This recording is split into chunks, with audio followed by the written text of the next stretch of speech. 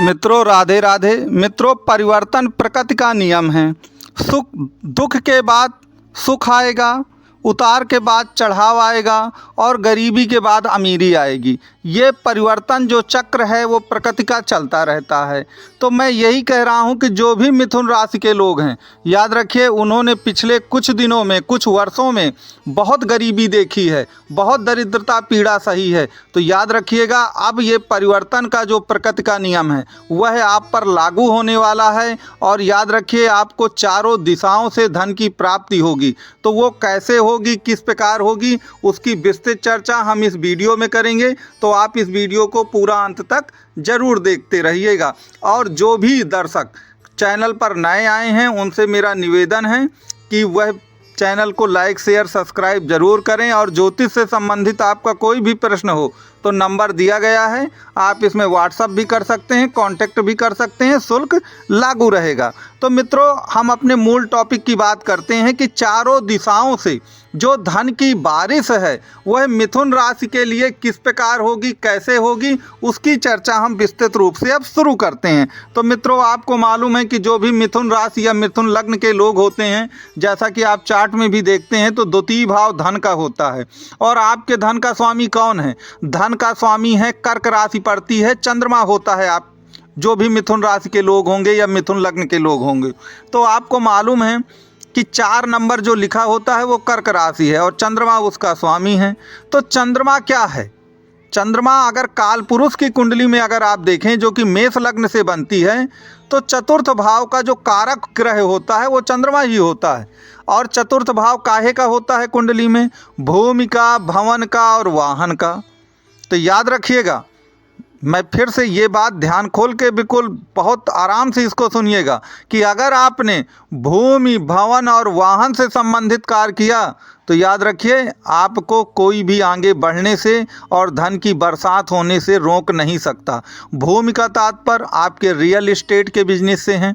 आप किसी भी तरह रियल एस्टेट के बिजनेस से जुड़े हुए हैं, चाहे आप प्लॉटिंग का काम करते हों या आप उसमें कमीशन का काम करते हों या ज़मीन की खरीद फरोख्त, कुछ भी किसी भी तरह से डायरेक्ट या इनडायरेक्ट आप रियल एस्टेट क्षेत्र से जुड़े हैं तो याद रखिए यह आपके लिए बेस्ट टाइम होगा। नंबर 2, भूमि के बाद भवन का काम आता है। तो भवन का तात्पर्य यह है कि अगर आप कंस्ट्रक्शन के काम से जुड़े हुए हैं तो निश्चित तौर पर आपको लाभ होना है। तीसरा, वाहन का तात्पर्य ट्रांसपोर्टेशन से है। तो ट्रांसपोर्ट से संबंधित जितना भी काम है उन सब से आपको एक प्रकार से पैसे की जो भरमार है वह आपके जीवन में होने वाली है।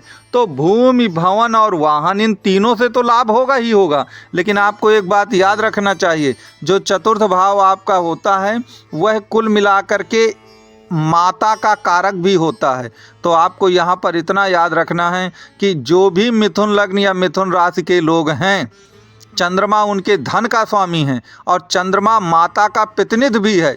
तो आप अपनी माँ को खुश रखने के लिए जो भी उनकी सेवा कर सकते हों वह ज़रूर करें। याद रखिए यह एक गुप्त सूत्र मैं आपको बता रहा हूँ।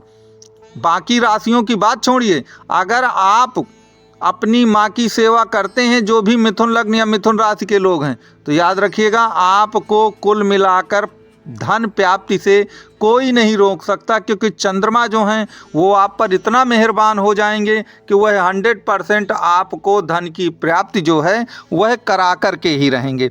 तो एक चीज़ तो ये याद रखिए। दूसरा होता ये है कि जब किस्मत और कर्म और समय, जब सब कुछ हमारे साथ होता है तभी धन की प्राप्ति होती है।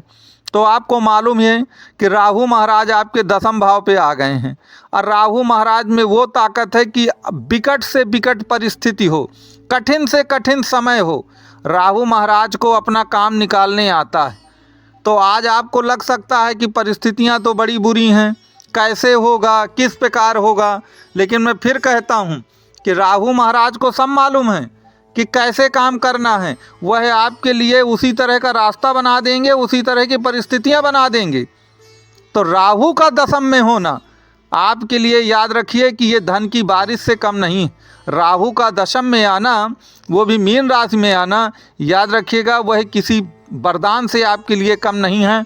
और राहु महाराज वो रास्ता आपके लिए बना देंगे। भले ही चाहे आपको लगे कि मुसीबत तो पहाड़ों से भी बड़ी है, काम तो होने वाला नहीं है, लेकिन आप विश्वास रखिए आपका काम 100% किसी भी तरह से हो के रहेगा। यहाँ पर एक चीज़ याद रखिएगा कि देखिए, धन का स्वामी आपके जरूर चंद्रमा, लेकिन भाग्य का स्वामी आपकी कुंडली में शनि महाराज होते हैं।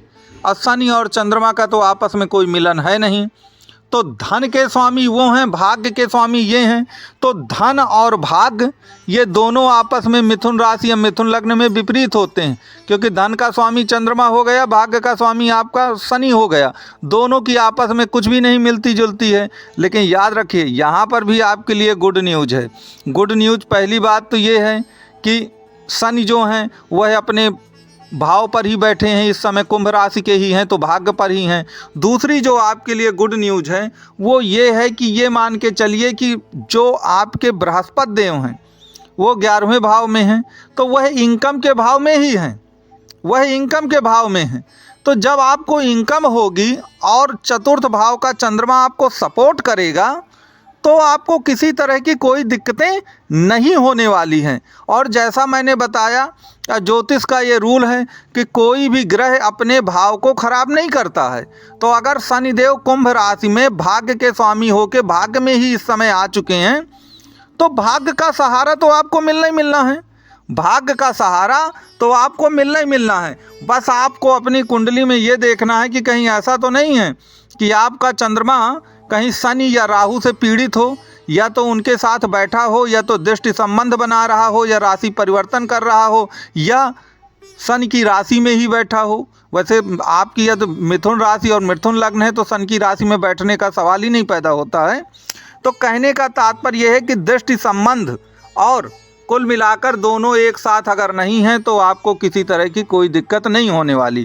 अब चंद्रमा को मजबूत करने की क्या उपाय हैं, मैं पिछले वीडियोज़ में काफ़ी कुछ डिस्कस कर चुका हूं, इसलिए हम यहां पर उनकी चर्चा नहीं करेंगे। तो मित्रों, आपके लिए ये सुअवसर है, स्वर्णिम समय है धन प्राप्ति का। चारों तरफ से आपके ऊपर धन बरसेगा। जैसा मैंने बताया वैसा आप करते रहिए। तो मित्रों, मेरा ये वीडियो देखने के लिए आपको कोटि कोटि धन्यवाद। अगर आपको ये वीडियो पसंद आया हो तो वीडियो को लाइक, शेयर और सब्सक्राइब ज़रूर करें। धन्यवाद आपको मेरी ओर से।